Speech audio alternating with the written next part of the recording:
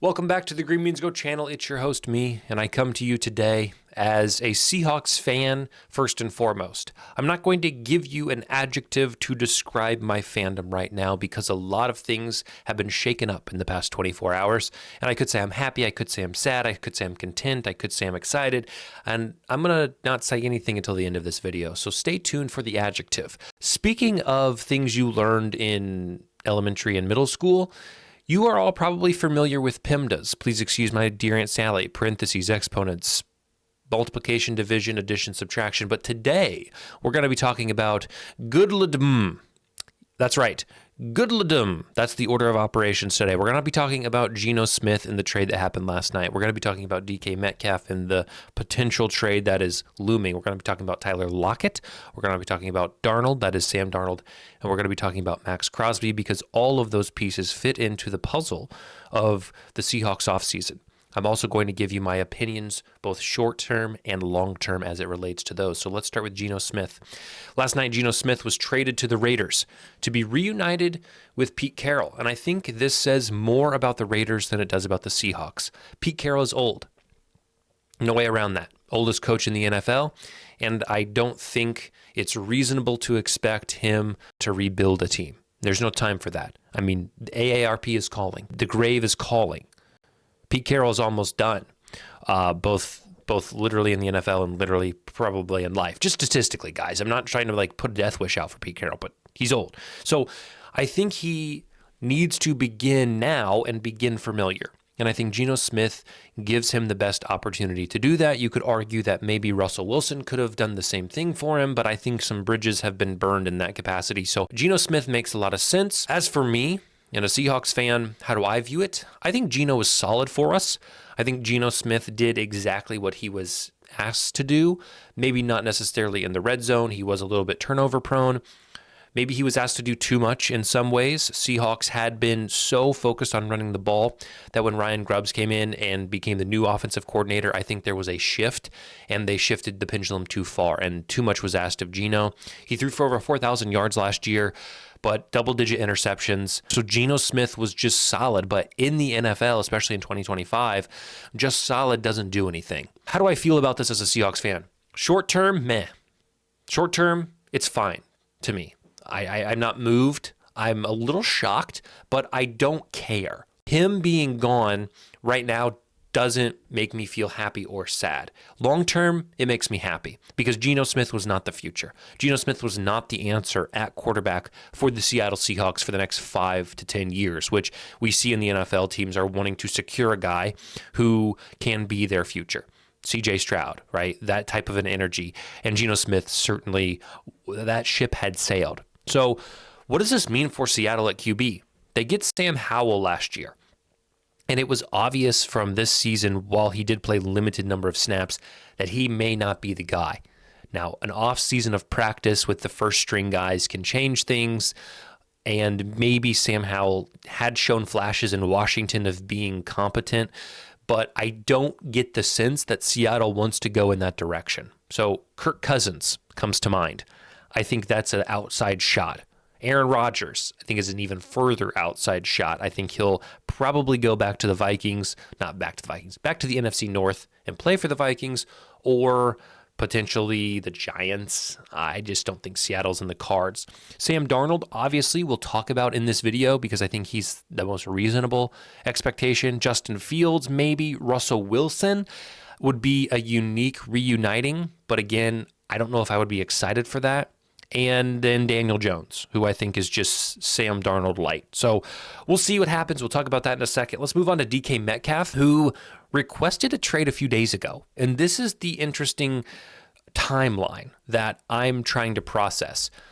Does DK Metcalf ask for a trade, which then leaves Seattle with a few options? Trade DK or trade the reason that DK is asking for the trade. In other words, is there an avenue where DK Metcalf was not content with the quarterback position, that is Geno Smith, and so the Seahawks made a move to move on from Geno Smith in an effort to keep DK Metcalf? Now we can say to DK, we're going to get you a different quarterback. We're going to pay you more because the Seahawks save over $30 million in cap space from moving on from Geno. I don't know, That's just conjecture. I don't have any proof of that. And to be honest, my gut says that's not even correct. I think DK is unhappy with everything Seattle. I think he's unhappy with the organization. I think that his use was maybe less than he had hoped for last year. We saw Jackson Smith and Jigba get a big uptick in targets. So I don't know. I mean, DK Metcalf gets there, and I don't know how many times he's made the playoffs, but they've just been good enough to survive, but never, always the bridesmaid, never the bride type of a career in Seattle. I don't know if the Smith trade is based upon DK Metcalf wanting out, therefore wanting a new QB, therefore Seattle making a move in another direction to keep DK, or not. My opinion of DK Metcalf, and this is going to be met with probably criticism, and this is why I said it's an opinion. It's not a fact. It's just how I perceive the player. I think he has a very strong, intangible skill set. He's huge. He's fast. I think his hands are lackluster. Drops a lot of passes. I think his decision-making, his route running is poor. He's a little bit lazy, and I don't want to say that about another individual who is doing something in their career. I don't want to be that judgmental or rude, but it comes across when I watch games that DK Metcalf sometimes is not fully invested in the game in ways that other wide receivers certainly are. Drops a lot of balls, gets our team in precarious situations with personal fouls, unsportsmanlike conducts, those kind of things. He had a real problem with it 2 years ago.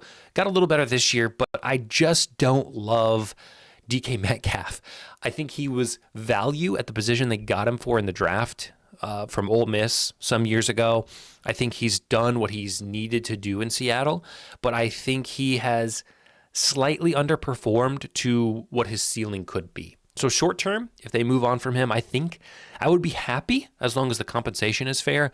And long term, same thing. I will be a little sad that it was, I wouldn't even call it a failed experiment. I wouldn't even call it an experiment. I think his time in Seattle was just fine. It was just average. It didn't move me one way or the other. Tyler Lockett, though, we'll talk about Tyler Lockett next, is a little bit different.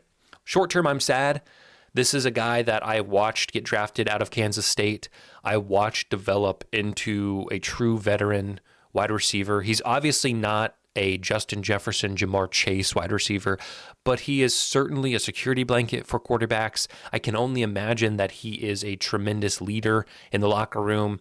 I would also imagine that players gravitate towards him, and he is able to help them become better people off the field and people on the field. So I just think Tyler Lockett's one of those rare, humble and quiet leaders that you don't see too often. So the Seahawks have let him go. He is no longer on the team.